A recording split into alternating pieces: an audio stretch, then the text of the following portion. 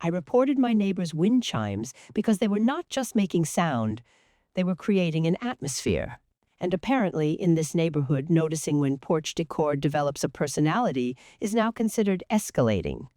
Let me be clear, I did not storm over there. I did not touch the chimes. I did not stand under them with gardening scissors and a look of civic disappointment. I made one respectful inquiry, because there is a difference between a pleasant little chime and a metal object narrating the collapse of peace. This started on a Wednesday evening. I was in the kitchen rinsing a glass when I heard it. Ting, not a normal ting, a pointed ting, then another one, ting ting. I paused with the glass still in my hand because sometimes your body recognizes a problem before your brain has finished making the file. I looked out the window and saw the new wind chimes hanging from Ellen's porch next door. Ellen lives in the blue house. Very nice woman. Wavy little wave, lavender plants, wreaths that change with the season. The kind of person who says things like, "I just wanted to add a little joy," right before installing something that affects property values acoustically. Now, I have no issue with tasteful outdoor sound. I am not anti-breeze. I understand that air moves and objects sometimes respond, but these chimes were not responding. They were participating. They had 6 long silver tubes, a wooden top, and one of those little dangling sails at the bottom that seemed much too eager. Every time the wind moved, the whole thing performed like it had been waiting all day to comment on the neighborhood. I said to Dan, "Do you hear that?" Dan was on his phone, which is his preferred position during the early stages of community decline. He said, "Hear what?" "Ting." I looked at him. He said, "The wind chimes." I said, "So you do hear them?" He said, "Barely. Barely is a word people use when they have decided your concern is inconvenient before they have examined it properly." I said, "They have a tone." Dan said, "They are wind chimes." Exactly. And yet tone, if you appreciate quiet neighborhood standards, subscribe, because apparently recognizing emotional sound patterns is now considered dramatic. At first, I did nothing. That part matters. I did not react immediately. I did not send a message. I did not go outside. I simply listened while trying to continue my evening like a person who had not just been introduced to a porch instrument with opinions. For 12 minutes, that is a long time to be acoustically judged by outdoor decor. The problem was not just volume. If it had been loud in a straightforward way, that would have been easier. The sound was irregular, a tiny ting when you settled down, a louder clang when the room got quiet, then nothing just long enough for your shoulders to relax before it started again. That is not background noise. That is psychological scheduling. I closed the kitchen window. Still heard it. I turned on the dishwasher. Still heard it. I moved to the living room. Still heard it, but softer, which honestly made it worse. It felt less like sound and more like the chimes had learned the floor plan. Dan said, "Just put on the TV." I said, "I should not have to add competing noise to my own house because someone else's porch has become expressive." He sighed like I was the one hanging metal tubes in shared air. The next morning, I heard them again at 7:12. 7:12. Before coffee. There are sounds that are allowed before coffee. A kettle, a spoon, a responsible bird at a respectful distance. But wind chimes at 7:12 are not ambiance. They are an announcement. I stepped outside to bring in a package, and Ellen was watering her plants. The chimes were above her porch, doing their little performance. Ting. Ting, ting, clang. She smiled and said, "Good morning," I said. "Good morning, very breezy." That was my opening, polite, neighborly. Not aggressive. I gave the conversation room to mature, she said. "Isn't it beautiful?" I finally put up my wind chimes. Finally, as if the neighborhood had been waiting. I said, "They are certainly present." She laughed, because she thought I was being charming. I was being accurate. She said, "I love the sound. It makes the porch feel peaceful." Peaceful. Now, I'm not saying she was lying. I'm saying her version of peace involved metal commentary traveling into my kitchen. I said, "Interesting. I noticed them from inside." She said, "Oh, you can hear them?" I said, "Yes." A normal person might pause there, not panic, not apologize dramatically, just pause. Consider distance, consider shared space, consider whether your little joy has crossed a property line. Ellen said, "That's nice. That's nice. Tell me in the comments, because I genuinely want to understand when you can hear my object inside your house became a positive review. I said, it is definitely carrying. She said sound travels strangely in the morning. That was not an answer. That was weather poetry.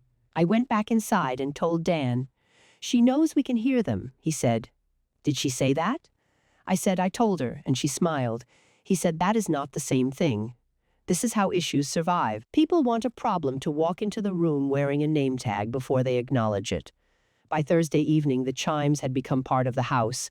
I was making dinner, and every time I chopped something, they answered, onion, ting, pepper, ting ting, garlic, clang. It was like cooking with a judgmental fairy. I tried to ignore it, but ignoring a sound is still a relationship with the sound. You are still arranging your piece around it. You're still letting it make decisions inside your home, so I documented it. Not obsessively, calmly. I opened the Notes app on my phone and wrote, wind chimes audible indoors, kitchen window closed, Thursday, 6:42 p.m., intermittent but noticeable. I almost wrote emotionally noticeable, then paused, because even I understand tone matters in documentation. I left it as noticeable. That is growth. At 8:03, I added, chimes continue during television. Dialogue affected. Dan saw the note and said, please tell me you're not logging the wind. I said, I am logging an ongoing sound pattern. He said, Karen. I said, do not use my name like a noise complaint. Friday morning, I checked our HOA guidelines, not because I wanted a fight. Because if a neighborhood has rules, it is reasonable to know whether the rules apply before everyone starts pretending feelings are the only available system. The guidelines mentioned exterior modifications, seasonal decorations, and nuisance conditions. Nuisance conditions. A very useful phrase. It did not specifically say wind chimes. I will be honest about that. But it did mention ongoing disturbances affecting neighboring lots, and while some people may argue a wind chime is not ongoing, I would ask them to define ongoing in a breeze. If you think your porch decorations should not become someone else's soundtrack, hit the like button. Because apparently that position now requires public courage. I considered speaking to Ellen again. I did. But direct conversations can become emotional, and the entire issue was already emotionally metallic. So I submitted a polite HOA inquiry, not a complaint, an inquiry. The subject line was, question regarding wind chime sound carry. Very measured, I wrote. Hello, I am seeking clarification on whether frequently audible wind chimes fall under nuisance sound guidelines when they can be heard inside a neighboring home during morning and evening hours. I am not requesting confrontation, only guidance, that is diplomacy with paragraph spacing. Dan read it over my shoulder and said, you're reporting Ellen. I said, I am requesting guidance. He said, you included timestamp. I said, guidance without context is just vibes. He said, please don't make HOA correspondence about vibes. The HOA replied Saturday morning, which honestly surprised me, because they once took 8 business days to answer a mailbox paint question. The email said they would remind residents to be mindful of decorative items that create persistent noise. Persistent now. I am not saying that was a legal victory. I'm saying language matters. I forwarded the email to Dan with the subject line for awareness. He did not respond, which was his choice. That afternoon, Ellen knocked on our door. I knew before I saw her because the chimes were quiet. Silence feels different when you have spent 3 days earning it. Dan opened the door because I was in the kitchen. Not hiding, just located elsewhere with reasonable timing. Ellen said, hi. I got a message from the HOA about my wind chimes. I came to the door with a calm expression. She looked at me and said, did you report them? I said, I asked for clarification. She said, about my wind chimes. I said, about wind chime sound carry generally. She looked tired, not angry exactly, more disappointed, which is actually harder to work with because anger gives you something to stand against. She said, you could have just told me they bothered you. I said, I did mention they were present. She stared at me for a second. Then she said, that is not the same as asking me to move them. I said, I was trying to be neighborly. Dan made a tiny sound behind me. Not a word, a marital footnote. Ellen said they were a gift from my sister. And there it was, the emotional shield. Once an object becomes a gift, people think it exits public responsibility.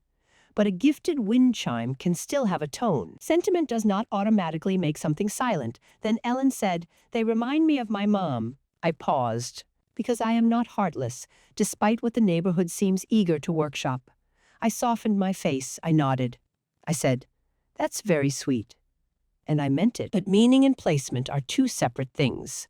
I said maybe they could go somewhere less windy, like the side porch or backyard. She said the backyard doesn't get as much wind. Exactly. Because the front porch was the stage, she said. I just wish you had talked to me before going to the HOA. That was probably fair in the broad human sense. I can acknowledge that. But I also need people to understand that some of us communicate through careful hints before bureaucracy becomes necessary. I said, "I thought I had opened the door to the topic." She said, "You said they were present." I said, "Yes." She said, "Okay, and not a good okay." A closing the folger. "Okay." Then she said, "I'll move them." I said, "I appreciate that." She said, "You made it weird." Then she walked away. Now, I did not enjoy that. I do not enjoy tension. I enjoy resolution. People confuse those because the person who asks for resolution is often the one they blame for ruining the mood. By Saturday evening, the chimes were gone. And I will admit something, the silence was beautiful. Not empty, not cold. Beautiful.